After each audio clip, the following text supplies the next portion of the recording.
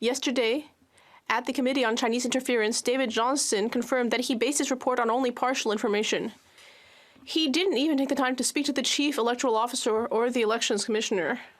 He didn't do the work he should have done, but he still concluded that we didn't need a public inquiry.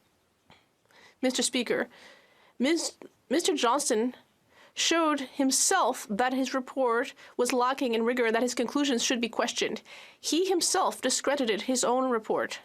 He disqualified himself from participating in future hearings. Will the Prime Minister finally dismiss him? The Right Honourable Prime Minister. Mr. Speaker, I have already answered this question. The Bloc Québécois is continuing its personal partisan attacks. We will take a moment to recognize all the firefighters and other first responders who are fighting the fires in Quebec and elsewhere. We are seeing the worst year for fires impacting communities and people throughout the country. We will continue to be there. Today, ironically, is Clean Air Day. We will continue to be there to fight climate change and to protect Canadians in every necessary way. The Honourable Member for Laurentides-Labelle. Mr. Speaker, it's very hard to get the truth about the matter of foreign interference. The Prime Minister is refusing to tell the truth. He is trying to drag opposition leaders into his secrets. And most shocking of all, David Johnston admitted that he also didn't have access to the whole truth before concluding that we don't need a public inquiry.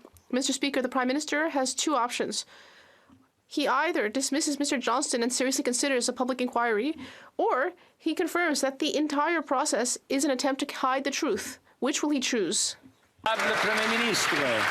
The Right Honourable Prime Minister.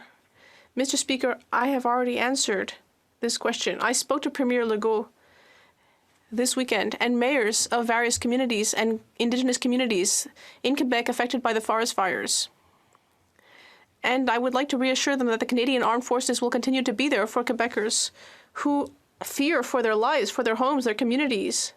We will be there and continue to work closely with the provincial government on Canadians' priorities and Quebecers' priorities, people who are watching their country burn. We will continue to fight climate change and talk about what really matters.